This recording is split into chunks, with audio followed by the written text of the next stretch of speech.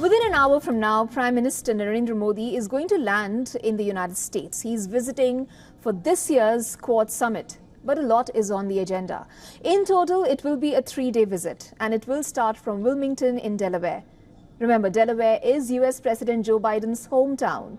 And this is where both leaders will sit down for a bilateral meeting at 10:30 p.m. IST, which is around 1 p.m. local time.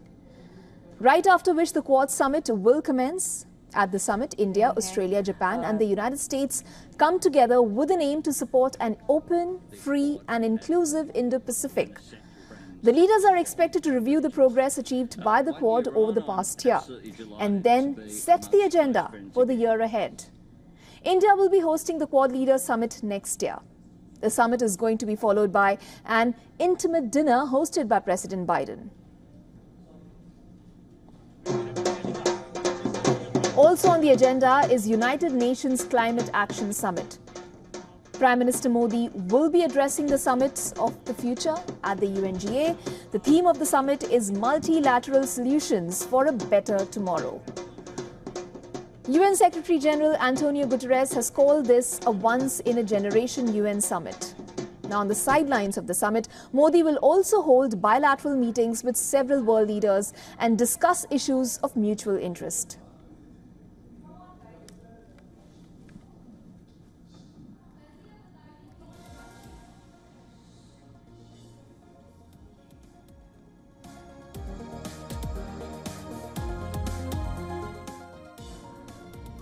Now, ahead of the Indian Prime Minister's arrival in Delaware, our correspondent Susan Tehrani spoke to some members of the Indian diaspora who have gathered just outside his hotel.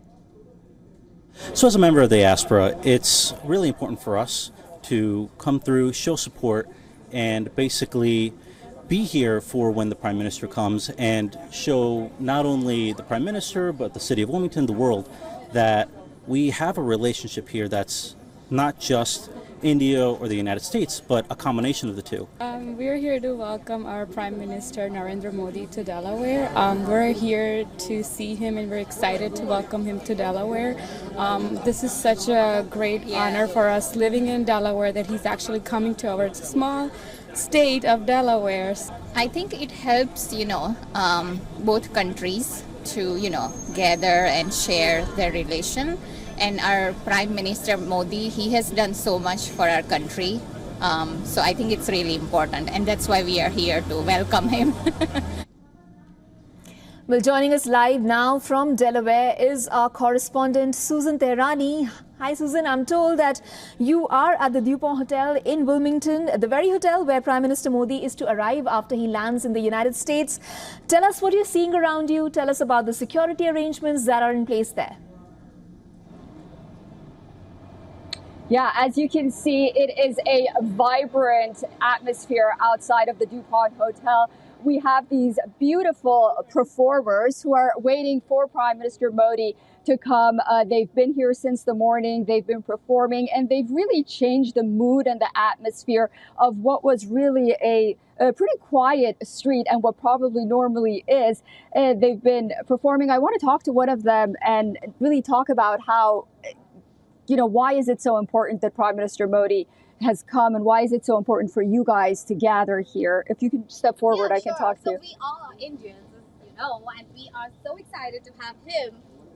We're so excited to have him come to Delaware, which is basically the sister state of Gujarat. Yeah. So we are very excited to perform. We're going to be performing a little Garba for him because he's from Gujarat and we know that he loves Garba. And that's it. We're really, really happy. So excited to see him. Okay. And the fact that he's coming to Delaware, which is basically Biden's state. So we are very, which very is an honor for us. That is coming to Delaware. And you have American and Indian flags together.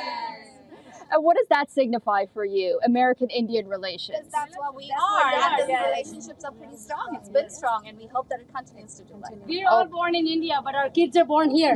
So we have to make sure that India and US is still combined.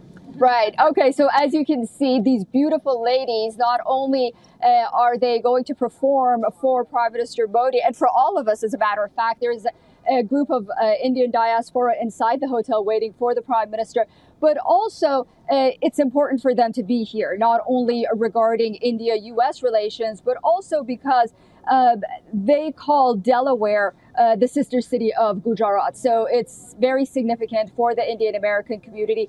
And this bond, even after President Biden, many believe will continue as it did previously. If you remember back in 2017, it was President Trump who really cemented and reverberated the Quad, which, they'll have a meeting later here today. But the India-U.S. relationship, it seems like it's growing stronger by the day. Susan, it's good to see you in the midst of such a colorful atmosphere. If you can very quickly take us through what's on the agenda there for Prime Minister Modi during the next 3 days. Roshni. So as for Prime Minister Modi, first, he's going to have that bilateral meeting with President Biden. We're expected to hear about it afterwards, despite the fact that the White House usually really likes to promote these kinds of meetings. It's very restricted to the press. President Biden preferred these bilateral meetings at his home here in Delaware to be very private. And then after that, the main Quad meeting is going to take place at President Biden's high school, Catholic high school, which he attended also here in Delaware. And that's where the Quad members, all of them will gather together. They'll not only talk about issues of mutual interest, but also an issue that's very close to President Biden's heart, and that's the moonshot cancer program that he hopes to take global. As you know, President Biden's son, Beau, died of cancer. So his initiative for curing cancer has been front and center of his presidency. And he hopes that with the cooperation of Quad members, specifically cervical cancer that's very prevalent in the Indo-Pacific region, can be eradicated. Australia has a very ambitious plan to eradicate cervical cancer, but the president hopes that he'll talk with his allies, not only talk about what the United States can do in facilitating facilities for screening, but India as a vaccine hub can produce HPV vaccines, which is one of the main causes of cervical cancer. And then, of course, Japan steps in with the technological aspect of that. So that's really going to be highlighted here, at least here in the United States. But of course, there are a myriad of other issues that they're going to talk about. I'm sure we're going to get to. Susan, also a bit of a sentimental gesture there on part of President Biden, inviting world leaders to his hometown as he makes way for the next president. Yeah, it is very sentimental for the president. This is a place where the White House said has played such an important role in who President Biden has become during his years of service in Washington. At the end of the day, it was Wilmington that always embraced President Biden, despite some of the challenges that he may have had in Washington. And while the White House stresses that the reason he wanted to do this here is because he wanted to say even foreign policy is personal and cement these personal relationships that he's established with these leaders, one can't help but wonder that perhaps he wanted to highlight Wilmington, Delaware. Perhaps not many around the world know about this 70,000 so populated city, because the last few months have been very tumultuous for him in Washington. It's hard to imagine that he doesn't think that he was somewhat backstabbed by his allies over there. And perhaps this is a sign to say that I prefer to stay home. I prefer to do these remaining duties that I have far away from Washington and bring a very important summit here to his home state and also shed a light on Delaware. Thank you so much, Susan, for joining us with the live updates from the very venue where Prime Minister Modi is expected to arrive in just a short while. All right, let's now move on to our senior defense analyst who is now joining us. He's a senior defense analyst at the Rand Corporation, and his name is Derek Grossman. Derek, thank you so much for joining us on the show this evening. Before I get into the other specifics of this particular summit, do first tell me about the India-US ties here. Now, we do know that PM Modi's recent travel to Moscow and Kyiv and his calls with Putin and Biden have raised speculation about India's role in the resolution of the Russia-Ukraine conflict. How would you say, keeping that in mind and India's recent diplomatic activity in mind, how would you say that India is being viewed within the Quad summit? Well, thanks for having me. And I would say that, India-US relations is historically strong in the last few years. But one of the areas of friction has consistently been India's longstanding relationship with Russia, dating back to the Cold War when it was the Soviet Union. And so ever since Russia invaded Ukraine back in February of 2022, what we have seen, I think, is a divergence in the US-India relationship on that particular issue. And it's been a divergence thus far that has not impacted the overall state of strategic relations. It's more like an agreement to disagree on what to do about Russia. And in the context of the Quad, what has become abundantly clear is that India wants to keep only Indo-Pacific related issues on the agenda for the Quad when it comes to security and political issues, right? Of course, the Quad also deals with transnational challenges that are global, but when it comes to specifically dealing with strategic threats, they really want to keep the language specific to the Indo-Pacific. And of course, Russia is outside of that region, right? And so it will be interesting to see if there is a statement about Russia. I highly doubt it. Because, I mean, to your point about India's recent diplomacy, yes, Modi went to Russia and met with Putin. He also went to Ukraine and met with Zelensky. But that, I think, is part and parcel of India's non-alignment and kind of balancing act between engaging with the West and Russia and others. Derek, I cannot help but ask you that about China's view on the Quad. It views the Quad members as the Asian NATO, while the grouping actually just conducts live drills and, there is no really pact on the military alliance, so to say. What is your view of that? So we actually had a former Japanese defense minister recently state that he wanted an Asian NATO, and the Biden administration rejected that idea.